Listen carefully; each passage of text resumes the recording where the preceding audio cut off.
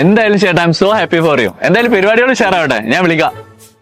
ചേട്ടനാ UK ഇന്ന് അവിടെ കൊച്ചിന്റെ ജെൻഡർ റിവീലായിരുന്നു. It's a girl. I missed it.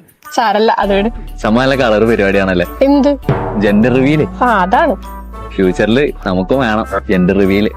പ്ലാനൊക്കെ കൊള്ളാൻ പറഞ്ഞ സാറേ, പക്ഷെ ഒരു ചെറിയ പ്രശ്നമുണ്ട്. അമ്നിയോസെന്റസിസ് വഴി ഇന്ത്യയിൽ ജെൻഡർ റിവീൽ ലീഗൽ അല്ല.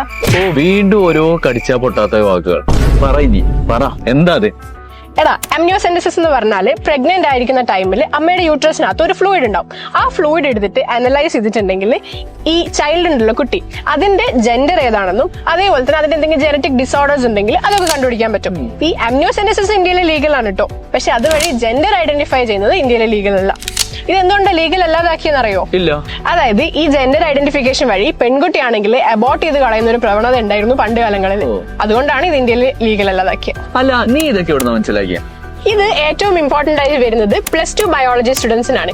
അവരുടെ റീപ്രൊഡക്റ്റീവ് ഹെൽത്ത് എന്ന് പറയുന്ന ചാപ്റ്ററിലാണ് ഈ ടോപ്പിക് വരുന്നത്. ആ ചാപ്റ്ററിലെ എല്ലാ ടോപ്പിക്സും ഡീറ്റെയിൽ ആയിട്ട് നമ്മുടെ യൂട്യൂബ് ചാനലിൽ ഇട്ട് നോക്കിയിട്ടുണ്ട്. എക്സാം ഒക്കെ വരുമല്ലേ, എല്ലാവരും പഠിച്ചോട്ടോ.